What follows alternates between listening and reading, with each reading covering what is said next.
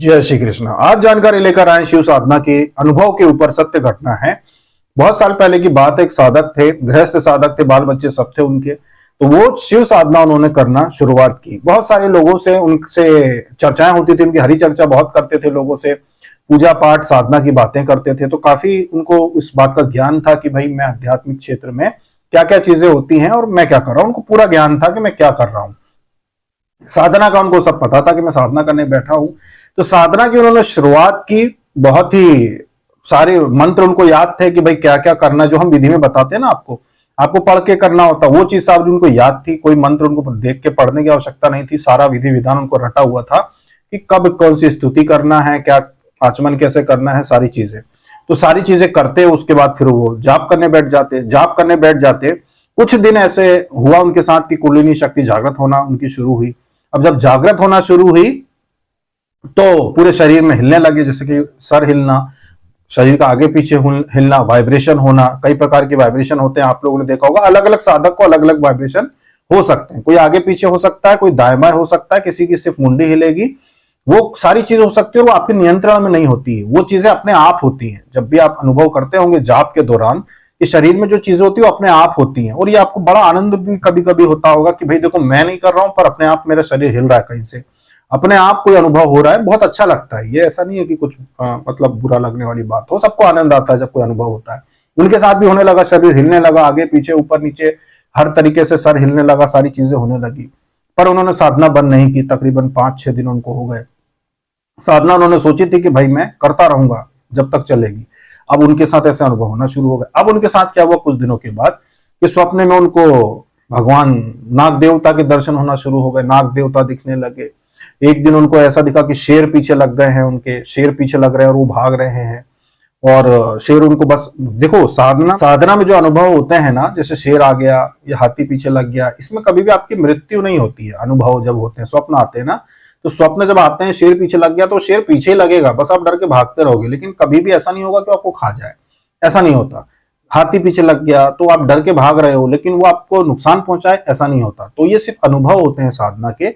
एक परीक्षा होती है जिसको अगर आप पास कर जाते हैं तो फिर प्रभु से सीधे सीधे तार जुड़ जाते हैं आपके। तो उन्होंने देखा कि भाई शेर पीछे लग गया है। कभी देखा कि नाग देवता बहुत सारे घर में आ गए हैं। नाग देवता ही नाग देवता दिखाई दे रहे हैं उनको, बड़े भयंकर स्वरूप में दिखाई दे रहे, मूछ वाले नाग देवता दिखाई दे रहे हैं उनको। ये भी है कि जहाँ इच्छाधारी नाग देवता जिस स्थान पे रहते हैं, ऐसा कोई स्थान जहां पे आपको ऐसे नाग देवता दिखे जिनकी मूछें हों। मूछें हो, आपने कभी देखे नहीं होंगे, या हो सकता है कभी आपको दर्शन कहीं हो गए होंगे। जिन नाग देवता के मूछें हों, ऐसे मूछें दिखाई देती हैं, वो नाग देवता इच्छाधारी होते हैं। वो इच्छाधारी होते हैं, वो रूप बदल सकते हैं, किसी भी रूप में आ सकते हैं। और वो स्थान बहुत जागृत स्थान होता है, जिस स्थान पर से दिख जाए। तो गांव में, सब जगह नहीं, गांव में मतलब कई सैकड़ों गांव में, एकाध किसी गांव में अगर किसी स्थान पे मूछ वाले नाग देवता दिखे, समझ जाओ कि यहाँ पे कोई बड़ा देवता यहाँ पे रहता है, देव का स्थान है यहाँ पे। तो यहाँ पे अपने को कोई गलती नहीं करना। ये दर्शन दे रहे हैं, ये बता रहे हैं कि यह मेरा स्थान है। तो ऐसे नाग देवता, मूछ वाले नाग देवता स्वप्न दिखाई दिए उनको। उसके बाद शेर दिखाई देने लगे, उसके बाद हाथी दिखाई देने लगे। तो उनको लगा कि भाई ऐसा ना हो कि मेरे साथ कुछ गलत हो जाए, क्योंकि गुरु नहीं थे उनके। वो संपर्क में बहुत सारे लोगों के थे, लेकिन सब साधक ही थे, हरी चर्चा आपस में करते थे, नौकरी चाकरी गृहस्थ वाले। तो गुरु नहीं थे उनके जो करवाते साधना। तो उन्होंने साधना बंद कर दी। तो ये 8-10 दिन में उन्होंने खूब जाप किया, बहुत सारे अनुभव हुए, कुंडलिनी जागरण के अनुभव हुए उनको, वाइब्रेशन बहुत सारे हुए, ऐसे अनुभव हो रहे थे उनको, स्वप्न में चीजें दिखाई दे रही थी। लेकिन फिर उन्होंने बंद कर दिया। तो ये नहीं करना था। तो ये थी एक ऐसी घटना जो एक साधक के साथ हुई। शिव साधना वो कर रहे थे अपनी इच्छा से, तो उन्होंने बंद कर दिया। अगर वो बंद नहीं करते तो जब, जैसे मान लो 11 दिन की साधना है या 21 दिन की साधना, तो जब साधना पूरी हो जाती है ना, उसके बाद फिर परमानंद की प्राप्ति होती है। मतलब बहुत अच्छा लगता है, बहुत शांति प्राप्त होती है, क्योंकि आपकी जीवात्मा आपकी साधना करने से प्रसन्न होती है। और आपके घर में सिद्धि भी प्रभु की आ जाती है, किसी भी रूप में, अंश रूप में आती है, पर सिद्धि आ जाती है शिव जी की, आपकी सुरक्षा करने के लिए, आपके घर की सुरक्षा करने के लिए। और जब आप इस शरीर को त्यागते हैं तब तो वो फिर सिद्धि जो होती है वो आगे की यात्रा में, मोक्ष की यात्रा में सहायक होती ही है। तो ये उनके साथ हुआ था। ऐसे ही शुरुआत में हम बता रहे हैं, एक साधना हमने की थी। वो साधना जो थी वो देवी देवताओं की साधना नहीं थी। शुरुआती समय था वो जब हमको साधना के क्षेत्र में हम उतरे थे। बहुत वर्ष हो चुके इस बात को। तो शुरुआती साधना थी, तो उस समय देवी देवता की साधना जो थी वो अगले स्थिति में आती। पहले जो थी मंत्र साधना की जाती है, देवी देवताओं की साधना तो कहते हैं दूसरे लेवल की हो जाती है, थोड़ी बड़ी गिनती में आ जाती है। तो हम मंत्र साधना शुरू शुरू में कर रहे थे, तो एक मंत्र साधना हम कर रहे थे उस समय कि चलो इस मंत्र का अनुष्ठान करते हैं, अभ्यास हो जाएगा साधना करने का कि कैसे करते हैं साधना, कितनी देर बैठ पा रहे हैं अपन नहीं बैठ पा रहे हैं। तो मंत्र साधना ऐसी है कि बीच में छोड़ भी दो तो चलो कोई दिक्कत नहीं, कोई अफसोस नहीं होगा अपने को कि चलो अपन ने साधना रोक दी। मंत्र साधना, मंत्र जागृत करते हैं, तो मंत्र साधना हम उस समय कर रहे थे। तो उस समय हमारे साथ जो अनुभव हुए थे शुरू शुरू में कि वो तब हमको पता चल गया था कि ये सारे, क्योंकि हमारे साथ तो गुरु थे, तो हम मार्गदर्शन नहीं कर रहे थे, तो हमको पता था कि क्या चीजें होंगी और हो सकती हैं। तो उस समय हमारे साथ ऐसे स्वप्न हमको शुरू की साधना में आते थे।